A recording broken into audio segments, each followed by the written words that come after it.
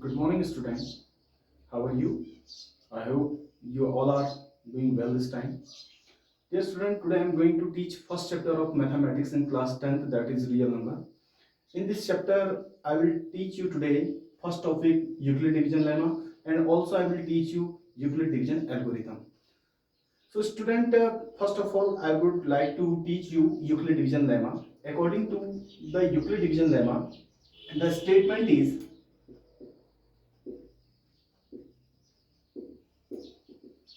given a positive integer, given a positive integer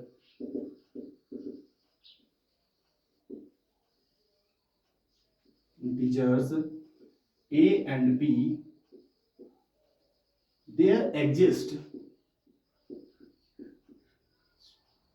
a unique integer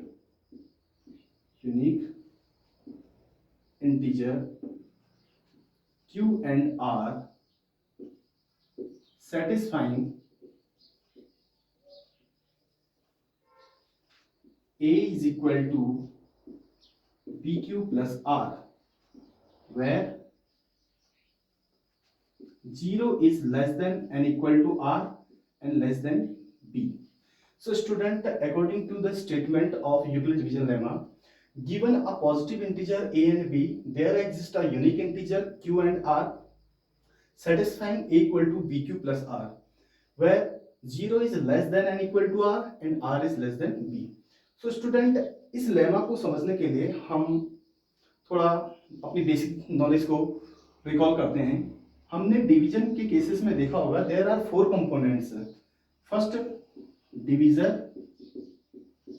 and second dividend, third quotient and fourth remainder. So student, there are the 4 components, the main 4 component. These are the 4 main component in the process of division. तो ये ही 4 components को उसने एक statement के form में लिखा है, जहां पर a dividend, b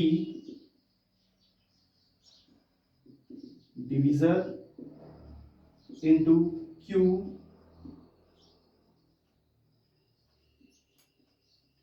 क्यूटिएंट and plus r remainder होता है. ठीक है स्टूडेंट, अब ये तो समझ में आ गया कि जब हमने बेसिक नॉलेज को रिकॉल किया कि डिवीजन के प्रोसेस में डिवीजर, डिवाइडेंड, क्यूटिएंट एंड रिमाइंडर हमें मिलता है, तो उस चारों कंपोनेंट्स को उसने एक रिलेशन में लिखा और उसी को हमने स्टेटमेंट कहा, और इसी स्टेटमेंट को हम यूक्लिड डिवीजन लेमा कहते हैं. लेकिन सबसे मेन चीज है कि 0 is less than equal to r is less than equal to r, 0 is less than r and less than b. तो स्टूडेंट, इसका क्या मतलब है? तो आपको एक एग्जांपल के तौर पर मैं आपको समझाता हूं. सपोज मुझे 2 से डिवाइड करना है 15 को. सो 2 7 जा 14, रिमाइंडर हमारा 1 आया. तो आपने फर्स्ट केस तो ये देखा. सेकंड केस देखा, जब हमने बेटा 2 को डिवाइड किया, सॉरी 14 को डिवाइड किया 2 से, तो ये पूरी बार चला गया. तब रिमाइंडर हमारे पास कुछ नहीं, यानी कि 0 है. सो स्टूडेंट, आपने ये देखा कि b तो दोनों केसेस में सेम है. b क्या है? 2 है. लेकिन रिमाइंडर हमारा क्या आ रहा है? या तो 0 आ सकता है या 1 आ सकता है. तो अब इन दो चीजों से आपको समझ में आ जाएगा कि देखिए, रिमाइंडर क्या 0 के बराबर आ सकता है? यस, बिल्कुल आ सकता है. तो इसलिए हमने इस r को 0 के बराबर भी लिखा है. अब क्या 0 से बड़ा भी हो सकता है? 0 से बड़ा हो सकता है, 1 हो सकता है, 2 हो सकता है, 3 हो सकता है, लेकिन इस केसेस में 1 है अभी. ठीक है. अब इस केसेस में अगर आप बात करते हैं r और b के रिलेशन की, तो b हमेशा बड़ा होगा, r हमेशा छोटा होगा. b के बराबर r की वैल्यू नहीं होगी. ठीक है.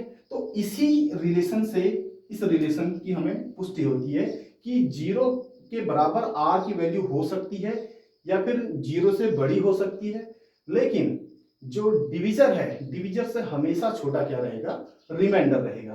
तो इसीलिए जो पूरा स्टेटमेंट है यूक्लिड डिवीजन लेमा का, उसको हम इस तरह से समझते हैं कि जो A B equal to B Q plus R है, इस केसेस में जो आर है वो 0 के बराबर हो सकता है या 0 से बड़ा हो सकता है, लेकिन जो डिविजर है यानी कि बी से हमेशा क्या होगा, आर की वैल्यू छोटी होगी। तो स्टूडेंट ये तो था यूक्लिड डिवीजन लेमा, ठीक है। अब अगर इसी चीज को मैं यूक्लिड डिवीजन के लेमा के फॉर्म में लिखूं, पहली कंडीशन को, ये पहला कंडीशन हो गई, ये सेकंड कंडीशन हो गई, अगर मैं इसको यूक्लिड डिवीजन लेमा के स्टेटमेंट के फॉर्म में लिखूं तो इसका स्टेटमेंट कुछ ऐसे आएगा, 15 is equal to 2 multiply 7 plus 1। ये पहली कंडीशन का स्टेटमेंट आएगा राइटिंग फॉर्म में, और दूसरे डिवीजन प्रोसेस का जो स्टेटमेंट आएगा in form of Euclid division lemma वो आएगा 14 is equal to 2 multiply 7 plus 0। So इस स्टेटमेंट, कोई भी आप डिवीजन करते हो तो उसका स्टेटमेंट यूक्लिड डिवीजन लेमा की टर्म्स में इस तरह से लिखा जाता है। तो अब बच्चों बात करते हैं नेक्स्ट टॉपिक की, यूक्लिड्स डिवीजन एल्गोरिथम। अब यूक्लिड्स डिवीजन एल्गोरिथम क्या है, इस चीज को समझते हैं। तो बच्चों यूक्लिड डिवीजन एल्गोरिथम क्या है? अब यूक्लिड डिवीजन लेमा क्या है? It is only the statement, ये केवल एक स्टेटमेंट है, ये हमेशा यूनिवर्सली ट्रूथ है, ये स्टेटमेंट यूनिवर्सली ट्रूथ है। लेकिन अब जो एक नया टॉपिक आता है, यूक्लिड्स डिवीजन एल्गोरिथम, ये यूक्लिड्स डिवीजन एल्गोरिथम क्या होता है? तो बच्चों यूक्लिड डिवीजन एल्गोरिथम क्या है? ये एक प्रोसेस है, it is a process which help to find the HCF value of two positive integer with the help of Euclid division lemma। कहने का मतलब ये एक ऐसी प्रोसेस है, इस प्रोसेस से हम किन्हीं दो पॉजिटिव इंटीजर का HCF क्या किया जाता है, इसे फाइंड किया जाता है, और किसकी सहायता से किया जाता है? यूक्लिड डिवीजन लेमा के स्टेटमेंट के अकॉर्डिंग किया जाता है। तो अब ये तो सुनने में थोड़ा अजीब सा लगा, लेकिन अब हम एक काम करते हैं, इसको हम प्रैक्टिकली करके देखते हैं तो हमें समझ में आ जाएगा कि यूक्लिड डिवीजन एल्गोरिथम क्या है।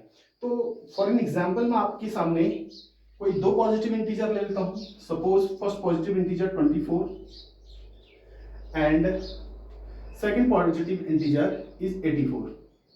Suppose we have two positive integer 24 and 84, there are two positive integer, now we have to find the HCF value of 24 and 84। इस वैल्यू की हम HCF वैल्यू निकालेंगे किस प्रोसेस से? यूक्लिड डिवीजन एल्गोरिथम की process से। लेकिन हमारा हेल्प क्या करेगा? ये स्टेटमेंट हेल्प करेगा इस प्रोसेस को करने में। तो यूक्लिड डिवीजन एल्गोरिथम की जो कंडीशन है, पहली कंडीशन ये है कि इसमें दो पॉजिटिव इंटीजर, अगर सपोज सी और डी आपको दो पॉजिटिव इंटीजर दिए गए हैं, तो सबसे पहले आप ये देखेंगे कि कौन सा पॉजिटिव इंटीजर इसमें क्या है, बड़ा है। तो सपोज सी इंटीजर इसका बड़ा है, तो सबसे पहले आप ये चेक करेंगे कि कौन सा पॉजिटिव इंटीजर क्या है, बड़ा है। ठीक है, तो सबसे पहले आपने देखा कि सी क्या है, बड़ा है आर डी से।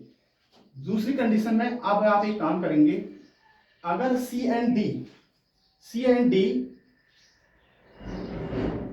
एग्जिस्ट करते हैं यहां पर क्यू एंड आर को, तो इसका जो स्टेटमेंट फॉर्म है लेमा का वो कुछ इस तरह से बन के आएगा, C is equal to D Q plus R, जहां पर सी डिवाइडेंट का काम कर रहा है, डी डिविजन का काम कर रहा है, क्यू क्यूटेंट का काम कर रहा है और आर रिमाइंडर का काम कर रहा है।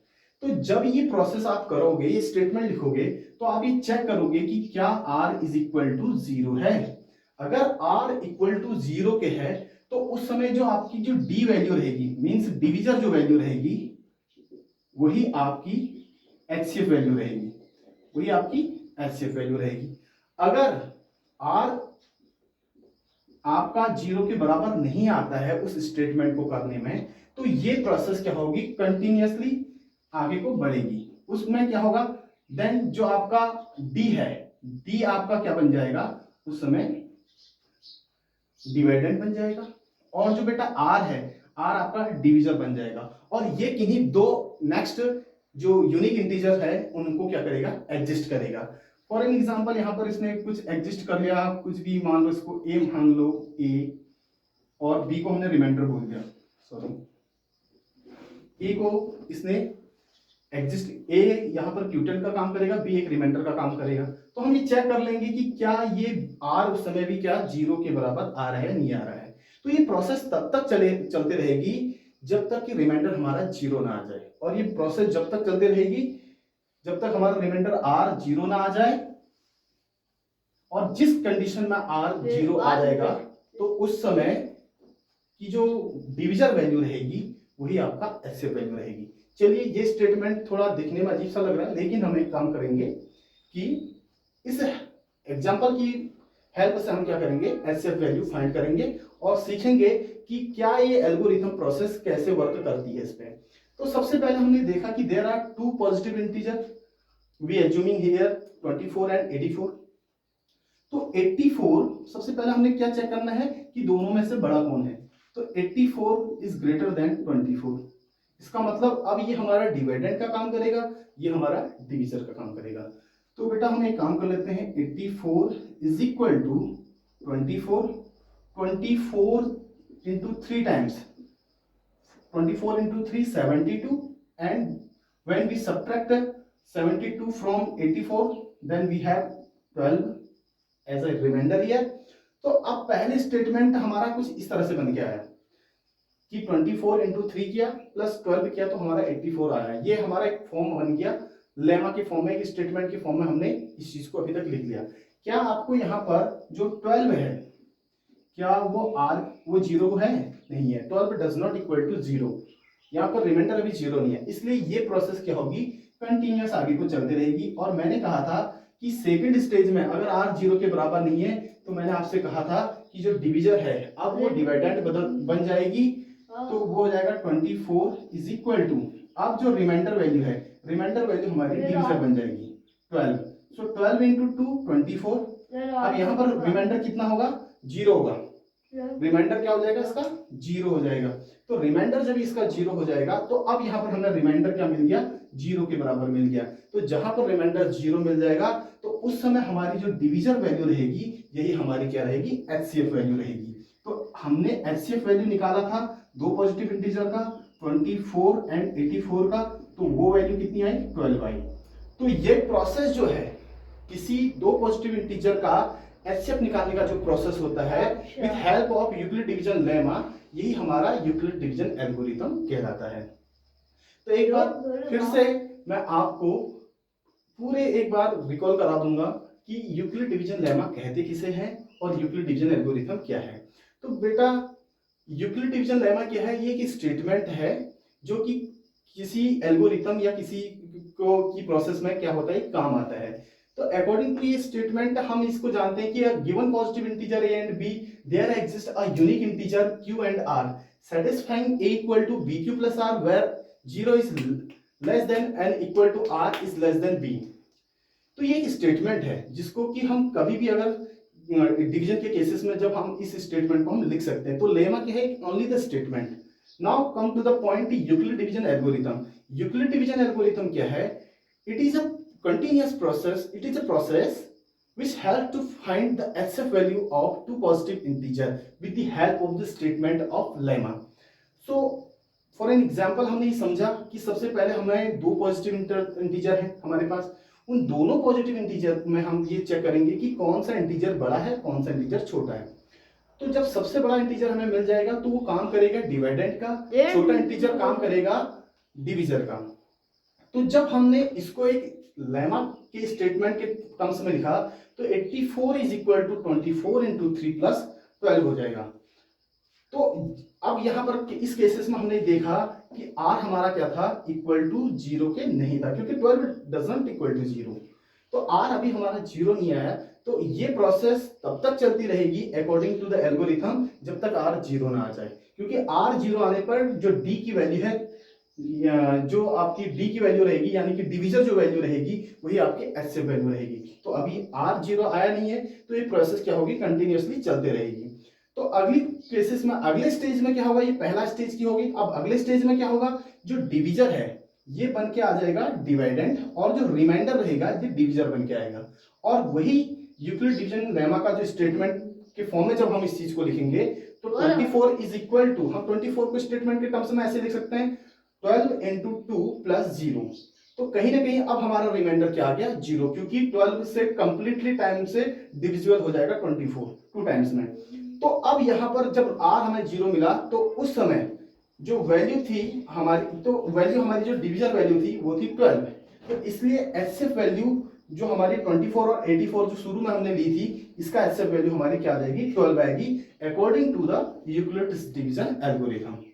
तो आज की क्लास में हमने जाना कि what is Euclid division lemma. Lemma एक स्टेटमेंट है और एल्गोरिथम क्या है, ये एक प्रोसेस है किसी दो पॉजिटिव इंटीजर का एचसीएफ फाइंड करने के लिए। किसकी हेल्प से करते हैं हम इसको एक यूक्लिड डिवीजन लेमा की स्टेटमेंट टर्म्स में हम इसको करते चलते हैं और हमें एचसीएफ की वैल्यू क्या हो जाती है, फाइंड हो जाती है। तो आज की वीडियो लेक्चर में हमने दो चीजें जानी, यूक्लिड डिवीजन लेमा और यूक्लिड डिवीजन एल्गोरिथम। तो उम्मीद करता हूं कि आपको मेरा ये वीडियो पसंद आया होगा, मेरी ये क्लास पसंद आई होगी। अगर आपको मेरी ये क्लास पसंद आई है तो मेरे इस चैनल को ज्यादा से ज्यादा लाइक कीजिए, इस वीडियो को ज्यादा से ज्यादा लाइक कीजिए, शेयर कीजिए, सब्सक्राइब कीजिए और जल्द ही मिलते हैं अपनी नई वीडियो के साथ, एक नए टॉपिक के साथ। तब तक के लिए धन्यवाद।